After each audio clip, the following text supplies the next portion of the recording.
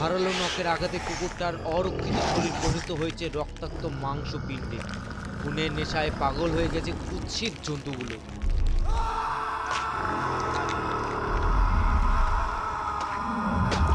কিছুটা দূরে অ্যান্টনিওর অবস্থাও শোচনীয়। হাঁটু গেড়ে বসে পড়েছে সে, প্রাণপণ চেষ্টা করছে নিজেকে বাঁচানোর জন্য।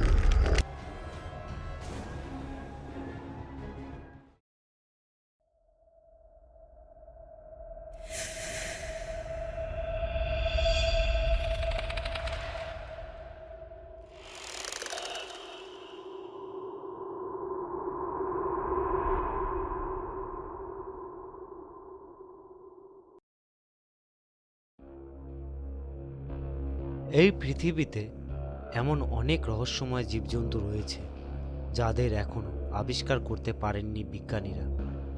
সেই সব রহস্যময় প্রাণীদের বিষয়ে না জেনে যদি হাতের কাছে কেউ পেয়ে যান এবং তিনি যদি নিজের শখের বশে সেই বন্য জন্তুকে পোষ্য ভেবে ফেলেন, তবে সব থেকে বড় বোকামি হবে বই কি। আপনার কি মত? আজ এমন এক রহস্যময় প্রাণীর বিষয়ে গল্প শুনবেন। নমস্কার শ্রোতা বন্ধুরা, স্বাগত জানাই সবাইকে নিয়ে আড্ডার সঙ্গে গল্প চ্যানেলে। আজকে শুনতে চলেছেন গৌতম মুখোপাধ্যায়ের লেখা মাংসললু। যেসব শ্রোতা বন্ধুরা এখনও আমাদের এই ছোট্ট চ্যানেলটিকে সাবস্ক্রাইব করেননি, তাদের কাছে অনুরোধ আমাদের গল্পটি শেষ পর্যন্ত শুনবেন এবং লাইক ও কমেন্ট অবশ্যই করবেন। আর হ্যাঁ, সাবস্ক্রাইব করতে ভুলবেন না কিন্তু। আজকের গল্পের সূত্রধার সৌগত, গল্প পাঠে আমি শুভম, বিভিন্ন চরিত্রে আমি এবং সৌগত। তাহলে শুরু করছি আজকের গল্প, গৌতম মুখোপাধ্যায়ের লেখা মাংসললু।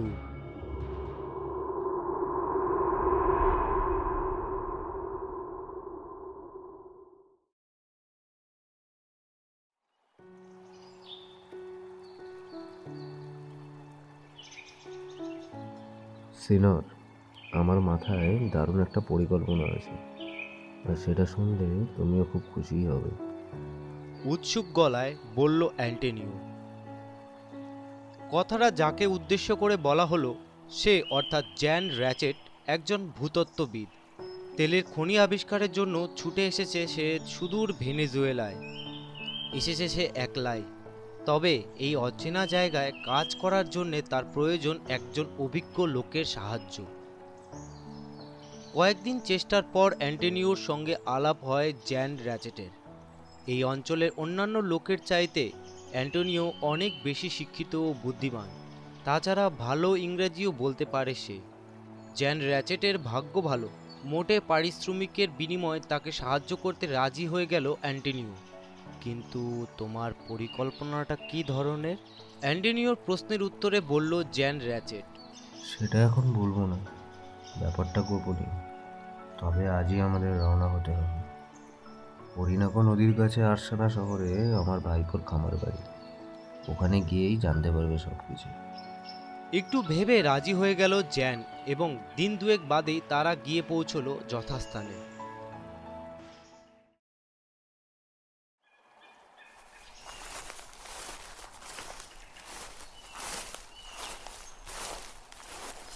দুপুরের খাওয়া শেষ করে জ্যানকে নিয়ে বেরিয়ে পড়ল অ্যান্টনিও।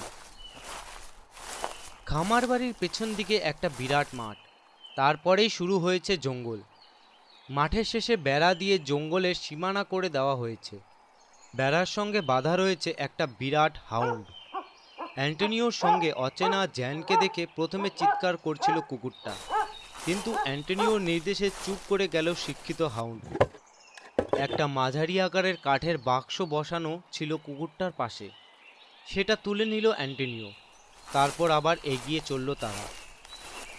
বেড়ার ধারে পৌঁছতেই জ্যান লক্ষ্য করল যে 4 ফুট লম্বা বেড়াগুলো শুধুমাত্র জঙ্গলের সীমানা নির্দেশ করার জন্যই বসানো হয়নি। প্রায় 50 ফুট জমি ঘেরা হয়েছে এই বেড়া দিয়ে। বেড়াগুলো সাধারণ নয়, মোটা মজবুত গাছের গুঁড়ি মাটির সঙ্গে শক্ত করে পোতা। শুধু তাই নয়, গুঁড়িগুলো পরস্পরের সঙ্গে মোটা লোহার তার দিয়ে বাঁধা। এই মজবুত বেড়ার ভিতরে কি আছে তা দেখার জন্য কৌতূহল বোধ করতে লাগলো জ্যান র্যাচেট। তীব্র কৌতূহলকে দমন করতে হলো না বেশিক্ষণ। বেড়ার ভেতর তার জন্য অপেক্ষা করছিল জীবনের সবচেয়ে বড় চমক। কাঠের গেটের উপর দিয়ে ভেতরে তাকাতেই বিতৃষ্ণায় ভরে উঠল জ্যানের সারা মন। বিরাট মাঠের মধ্যে বসে রয়েছে কতগুলি দানবাকৃতি কুৎসিত জন্তু। অদ্ভুত জন্তুগুলোর শরীরের আকার অনেকটা ডিমের মতো। পিঠের দিকটা শক্ত চামড়ার বর্ম দিয়ে ঘেরা। সংখ্যায় তারা 1 ডজনেরও বেশি। অনিচ্ছা সত্ত্বেও জন্তুগুলোকে লক্ষ্য করতে লাগলো জ্যান র্যাচেট। হঠাৎ একটা জন্তু নড়ে উঠল। আশ্চর্য হয়ে গেল সে। তার ধারণা ছিল জন্তুগুলো মৃত, কিন্তু বেটে বেটে পায়ের উপর ভর করে দাঁড়িয়ে উঠল জন্তুটা। একটা সুচালো মাথা আর লেজ যেন তার শরীরের মধ্যে থেকে আবির্ভূত হলো হঠাৎই। সামনের পায়ের ছোড়ার মতো বড় বড় ধারালো নখ নজরে পড়ল। সেটা অদ্ভুতভাবে হেঁটে আসতে লাগলো তাদের দিকে। জন্তুগুলো সত্যিই খুব সুন্দর, তাই না? জ্যানকে উদ্দেশ্য করে বলল অ্যান্টনিও। সিনর, দেখুন। যে কাঠের বাক্সটা অ্যান্টনিও হাতে করে এনেছিল এবার সেটা তুলে ধরল সে বেড়ার উপর। তারপর বাক্সের ঢাকনা খুলে উল্টে দিল মাটিতে।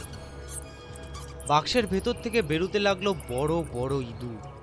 চিৎকার করতে করতে মাঠের উপর দিয়ে দৌড়তে লাগলো সেগুলো। হঠাৎ যেন শান্ত মাঠটা রূপান্তরিত হলো এক বীভৎস ও রক্তাক্ত কসাইখানায়। সবকটা জন্তু যেন জাদুর ছোঁয়ায় হয়ে উঠেছে জীবন্ত। বিশ্রীভাবে চিৎকার করতে করতে তারা তেড়ে গেল ইঁদুরগুলোর দিকে। জন্তুগুলোর আক্রমণ করা পদ্ধতি দেখে আশ্চর্য হয়ে গেল জ্যান। ইঁদুরগুলোকে তারা মুখ দিয়ে ধরছে না, 2 জন অথবা 3 জন মিলে ধাওয়া করছে একটা ইঁদুরকে।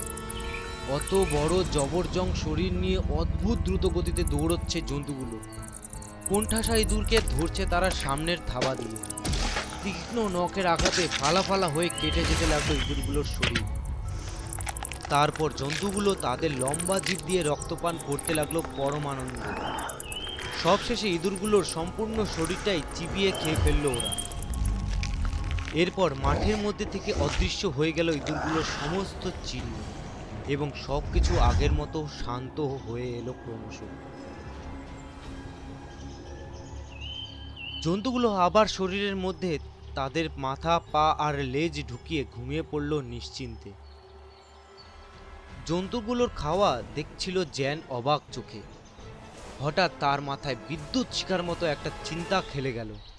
চিনতে পেরেছে সে জন্তুগুলোকে। ওগুলোকে বলা হয় আর্মাডিলো, বাংলায় যার নাম বজ্র কীট। আর্মাডিলো সে আগেও দেখেছে টেক্সাসে। এদের একমাত্র খাদ্য হলো পিঁপড়ে আর মাছি, কিন্তু এগুলো হলো দানব আর্মাডিলো। লম্বা এরা প্রায় 5 ফুট। আর্মাডিলোরা বোধহয় পৃথিবীর সবচেয়ে ভীতু প্রাণী। এদের চেয়ে আকারে ছোট প্রাণীকেও এরা ভয়ে আক্রমণ করে না। কিন্তু এই জন্তুগুলো শুধু আকারেই অনেক বড় নয়, স্বভাবেও অনেক বেশি হিংস্র। আমার সোনাদের কেমন লাগলো? গর্বের সঙ্গে বলে ওঠে অ্যান্টনিও। অদ্ভুত সংগ্রহ বটে টনি, উত্তর দিল জ্যান। কিন্তু এত আর্মাডিলো তুমি জোগাড় করলে কোথা থেকে? এগুলো দানব আর্মাডিলো। কোথা থেকে পেয়েছি এগুলোকে তা বলবো না, গোপন ব্যাপার ওটা। ওরা আমার কাছে সোনার চেয়েও দামি। এই দুর্লভ জন্তুগুলোকে আমি বিক্রি করতে চাই। আমাকে সাহায্য করবে, সিনর রচেট? অ্যান্টনিওর পরিকল্পনা এতক্ষণে বোধগম্য হয় জ্যানের। জ্যানকে সে কাজে সাহায্য করবে, পরিবর্তে এগুলোকে বিক্রি করার ব্যবস্থা করে দিতে হবে তাকে। জ্যানের হাত ধরে এগোতে লাগলো অ্যান্টনিও।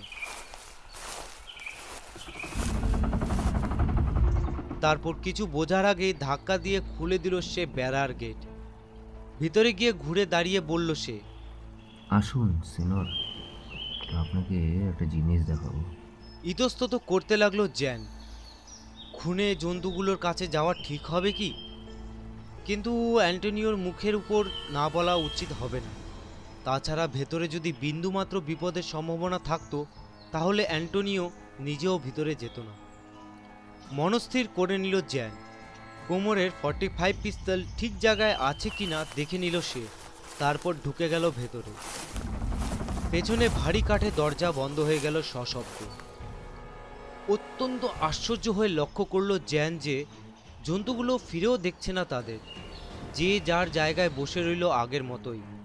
অ্যান্টনিও এগিয়ে গেল একটা জন্তুর দিকে, পা দিয়ে জন্তুটাকে উল্টে দিল সে। সেটা প্রাণপণে চেষ্টা করতে লাগলো সোজা হওয়ার জন্য। হেসে উঠল অ্যান্টনিও। এটা তার কাছে একটা খেলা। অতি কষ্টে সোজা হলো জন্তুটা এবং দৌড়ে চলে গেল মাঠের অপর দিকে। আর একটা আর্মাডিলোর দিকে এগিয়ে গেল অ্যান্টনিও। একই খেলা খেলতে চায় সে আবার। হঠাৎ বেড়ার বাইরে কুকুরের প্রচণ্ড গর্জনে চমকে উঠল তারা। পরক্ষণেই এক লাফে বেড়া ডিঙ্গিয়ে মাঠের ভেতর ঢুকলো অ্যান্টনিওর পোষা হাউন্ড এবং সোজা দৌড়লো সে সবচেয়ে কাছের আর্মাডিলোটার দিকে। গলায় ঝুলছে তার ছেঁড়া চামড়ার বেল্ট। ফিরে যা হতচ্ছাড়া কুকুর। হাত নেড়ে পর্তুগিজ ভাষায় চিৎকার করে বলল অ্যান্টনিও। প্রভুর কথায় কর্ণপাত করল না কুকুরটা।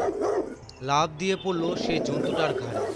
তারপরেই কামড় বসালো জন্তুটার নরম পেটে। অ্যান্টনিও দৌড়ে গেল সেদিকে, কিন্তু তখন অনেক দেরি হয়ে গেছে। আহত জন্তুর তীক্ষ্ণ আর্তনাদে জেগে উঠেছে তার অন্যান্য সঙ্গীরা। পরক্ষণে আবার তাদের চোখের সামনে মাঠ হয়ে উঠল জীবন্ত। চতুর্দিক থেকে চিৎকার করতে করতে ছুটে আসতে লাগলো খুনে জন্তুগুলো। একটা আর্মাডিলো সোজা ছুটে এলো জ্যানের দিকে, সরে গিয়ে আত্মরক্ষা করলো সে। আর একটা ছুটে এলো পর মুহূর্তেই, চট করে ডান পাটা তুলে নিল সে ঠিক সময়। জন্তুটার ছোড়ার মতো তীক্ষ্ণ নখ চেপে বসলো মাটির উপর। পা তুলতেই 1 সেকেন্ড দেরি হলে তার কি অবস্থা হতো ভাবতেই শিউরে উঠল সে। কিন্তু একবার বেঁচে গেলেও বারবার সে সুযোগ নাও পাওয়া যেতে পারে। চারিদিক থেকে ছুটে আসছে মূর্তিমান মৃত্যু। পালাতে হবে এখনই। গেটটা কোন দিকে রয়েছে সেটা ঠিক করার জন্য চারিদিকে তাকাতে লাগলো জ্যান। কিন্তু সমস্ত মাঠটা পরিণত হয়েছে বীভৎস যুদ্ধক্ষেত্রে। একই রকম লাগছে সব দিক। গেট কোন দিকে বোঝা যাচ্ছে না, অথচ আর অপেক্ষা করলে মৃত্যু নিশ্চিত। কয়েক সেকেন্ড পর গেটটা নজরে পড়ল জ্যানের। তখনই সেদিকে দৌড় লাগালো সে। কয়েকটা ছুটন্ত আর্মাডিলোকে ডিঙ্গিয়ে গেল সে চলার পথে। প্রায় গেটের কাছে পৌঁছে গেছে জ্যান। হঠাৎ তার কানে এলো কুকুরের চিৎকার। ঘুরে তাকালো সে। মাটিতে পড়ে আছে অ্যান্টনিওর বিশাল হাউন্ড। দুটো আর্মাডিলো তার বুকের উপর বসে ক্রমাগত আছড়ে চলেছে তাকে পাগলের মতো। ধারালো নখের আঘাতে কুকুরটার অরক্ষিত শরীর পরিণত হয়েছে রক্তাক্ত মাংস পিণ্ডে। খুনের নেশায় পাগল হয়ে গেছে কুৎসিত জন্তুগুলো।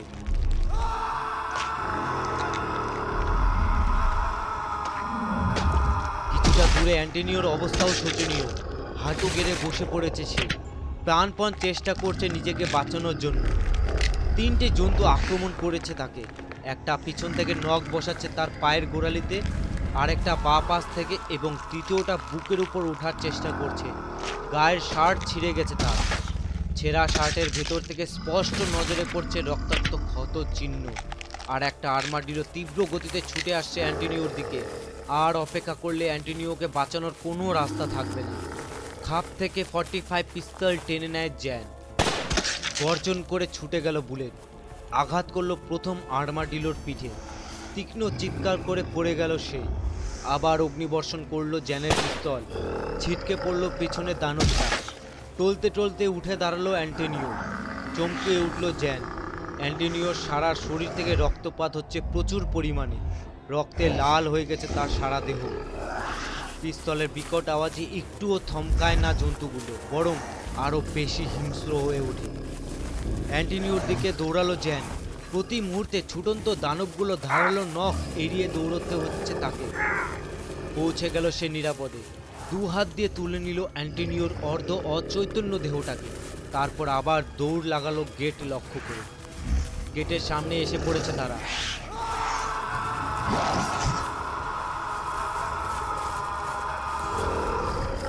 হঠাৎ তীব্র যন্ত্রণায় চিৎকার করে উঠল জ্যান। একটা জন্তু থাবা বসেছে তার গোড়ালির উপর। রক্ত ঝরছে ক্ষতস্থান দিয়ে। লাথি মেরে সরিয়ে দিল সে আক্রমণকারীকে। তারপর গেটের মাথায় তুলে ধরল অ্যান্টনিওকে। ধপ করে একটা শব্দ। ওদিকে লাফিয়ে পড়েছে অ্যান্টনিও। এবার জ্যানের পালা। পেছনে জন্তুগুলো চিৎকার করে খুঁজছে তাকে। ঈশ্বরকে ধন্যবাদ যে জন্তুগুলো চোখে ভালো দেখতে পায় না। বিশাল ট্যাঙ্কের মতো শরীর নিয়ে হুড়ুহুড়ি করতে করতে এগিয়ে আসে জন্তুগুলো। আর এক মুহূর্ত দেরি করলে মৃত্যু নিশ্চিত। তাড়াতাড়ি হাত বাড়িয়ে গেটের মাথা ধরল সে শক্ত করে। এবার হাতের উপর ভর করে গেট টপকে যেতে পারবে সে অনায়াসে। তারপরেই মুক্তি। কিন্তু সেই সুযোগ আর পেল না জ্যান র্যাচেট। তীব্র যন্ত্রণা অবশ করে দিল তার হাঁটু। করাতের মতো দাঁত দিয়ে কামড়ে ধরেছে একটা জন্তু। যন্ত্রণা সহ্য করতে পারল না জ্যান। হাত পিছলে গেল তার। গড়িয়ে পড়ল সে শক্ত মাটির উপর। নিমেষে বের করে আনলো সে তার পিস্তল। ট্রিগার টিপে দিল বুকের কাছের খুনিটাকে লক্ষ্য করে। বুলেটের আঘাতে উড়ে গেল জন্তুটার মাথা। মুন্ডহীন দেহটা এগিয়ে আসতে লাগলো টলতে টলতে। আবার ছুটে গেল বুলেট। ছিটকে পড়ে স্থির হয়ে গেল সেটা। প্রত্যেকটা বুলেট নিশ্চিত লক্ষ্যে না লাগাতে পারলে তার মৃত্যু অবশ্যম্ভাবী। অ্যান্টোনিওর মতো তার দেহ ক্ষতবিক্ষত হয়ে যাবে ধারালো নখের আঁচড়ে। অ্যান্টোনিওকে মৃত্যুর হাত থেকে বাঁচিয়ে দিয়েছে জ্যান, কিন্তু তার নিজের জীবন এখন বিপন্ন। মৃত্যু তার শিয়রে, আর তাকে রক্ষা করার কেউ নেই। হাঁটুর উপর ভর করে গেটের দিকে এগোতে লাগলো জ্যান সতর্কভাবে। তার চোখের দৃষ্টি ৪র্থ নম্বর জন্তুটার দিকে নিবদ্ধ। কুতকুতে চোখে তাকে পর্যবেক্ষণ করছে জন্তুটা কয়েক হাত দূরে দাঁড়িয়ে। সামনের দিকে তাকিয়ে আছে জ্যান, কিন্তু মূর্তিমান মৃত্যু যে তার পেছনে এসে হাজির তা লক্ষ্য করেনি সে। আচমকা তাকে আঘাত করলো জন্তুরা পেছন থেকে। ছিটকে পড়ল জ্যান। প্রচণ্ড আঘাতে মুহূর্তের জন্য অচৈতন্য হয়ে পড়লেও পরক্ষণেই সামনে নিল সে। ততক্ষণে দেরি হয়ে গেছে। একটা জন্তু ঝাঁপিয়ে পড়েছে জ্যানের বুকের উপর। তার পিঠের শক্ত চামড়া দুই হাতে আঁকড়ে ধরে তাকে ফেলে দিতে চাইল জ্যান, কিন্তু পারল না। জন্তুটা দেরি করলো না তার নখের শক ব্যবহার করতে। প্রথম আঘাতেই তার বুকের নরম চামড়ার উপর সৃষ্টি হলো দীর্ঘ ক্ষতের চিহ্ন। চটপট থাবা চালাচ্ছে জন্তুটা। হাঁটু আর হাতের সাহায্যে জন্তুটাকে প্রাণপণে উপরে তুলে রাখার চেষ্টা করতে লাগলো জ্যান। আহত হাঁটু ভীষণভাবে প্রতিবাদ করলো তৎক্ষণাৎ। শুধু তাই নয়, হাঁটু মোড়ার সঙ্গে সঙ্গে অসহ্য যন্ত্রণা অনুভব করলো সে পিঠেও। প্রতিটা মুহূর্তই তীব্র যন্ত্রণাদায়ক। তবুও আপ্রাণ লড়তে হচ্ছে তাকে নিজের জীবনের জন্য। মাত্র কয়েক ফুট দূরে রয়েছে তার মুক্তির উপায়, কাঠের দরজা। কিন্তু ওইটুকু পথ যাওয়াও এখন অসম্ভব। আবার আঘাত। আর একটা জানোয়ার সজোরে আঘাত করেছে তাকে। আবার জ্যানের হাতে উঠে এলো তার পিস্তল। বুলেটের আঘাত নিশ্চল করে দিল তার বুকের উপরের জন্তুটাকে। গড়িয়ে পড়ে গেল সেটা, আর এক পাশে গড়িয়ে গেল যেন। দ্বিতীয় আর্মাডিলোটার দিকে লক্ষ্য স্থির করলো সে। তারপর টিপে দিল ট্রিগার, কিন্তু এবার আর বর্জন করল না পিস্তল। বুলেটবিহীন পিস্তল রইল সম্পূর্ণ নীরব। পিস্তল ছুঁড়ে ফেলে উঠে বসলো সে। আক্রমণকারী জন্তুটার সামনের পা দুটো ধরে ফেলল। ধরে রাখতে চেষ্টা করলো তাদের শূন্য। পরক্ষণেই নিজের ভুল বুঝতে পারলো যে জন্তুটা তার চাইতে অনেক বেশি শক্তিশালী। ওকে ধরে রাখা অসম্ভব। তার হাতের কয়েক ইঞ্চি দূর দিয়ে বেরিয়ে গেল জন্তুটার একটা রক্ত মাখার থাবা। বেশিক্ষণ ওকে ধরে রাখা সম্ভব নয়। আহত হাত অবশ্যই আসছে ক্রমশ। মৃত্যুকে কখনো এত কাছ থেকে দেখেনি জ্যান। আতঙ্কে আর যন্ত্রণায় আর্তচিৎকার করে উঠল সে।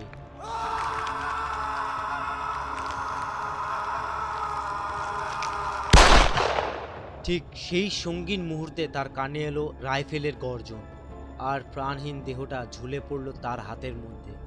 জ্যানের দুটো হাতই তখন সম্পূর্ণ অবশ। জন্তুটার ভারী দেহটা সজোরে আছড়ে পড়ল তার বুকের উপর। তার কানে ভেসে এলো একটা শব্দ, সিনোর। ঘাড় ঘুরিয়ে দেখার ব্যর্থ চেষ্টা করলো জ্যান।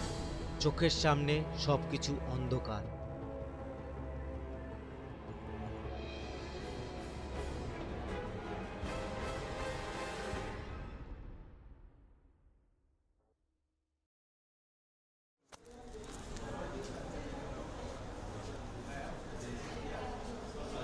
পরদিন জ্ঞান ফিরতেই চোখ মেলে তাকালো জ্যান। সামনে হাসি মুখে দাঁড়িয়ে আছে অ্যান্টোনিওর ভাইপো। প্রাণ বাঁচানোর জন্য ধন্যবাদ দিতেই সে বলল, ডাক্তার তার সমস্ত ক্ষতস্থান সেলাই করে দিয়েছে। কয়েক সপ্তাহ বিশ্রাম নিলেই সম্পূর্ণ সুস্থ হয়ে উঠবে সে এবং ফিরে যেতে পারবে নিজের কর্মস্থলে।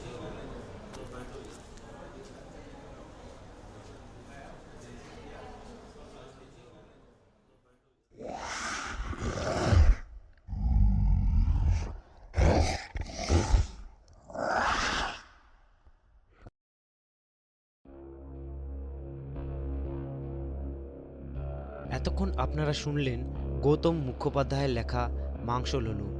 ছোট গল্পটি কেমন লাগলো অবশ্যই কমেন্টে জানাবেন। আর আপনারাও শুনতে পারেন আপনাদের গল্প আমাদের চ্যানেলে। যদি আপনাদের ছোট গল্প পাঠাতে চান অবশ্যই কমেন্টে জানাবেন, আমরা আপনাদের গল্প পরিবেশন করব। হ্যাঁ, গল্প ভৌতিক এবং অলৌকিক হতে হবে। আর আমাদের চ্যানেলটিকে সাবস্ক্রাইব করতে ভুলবেন না। ভালো থাকবেন, সুস্থ থাকবেন।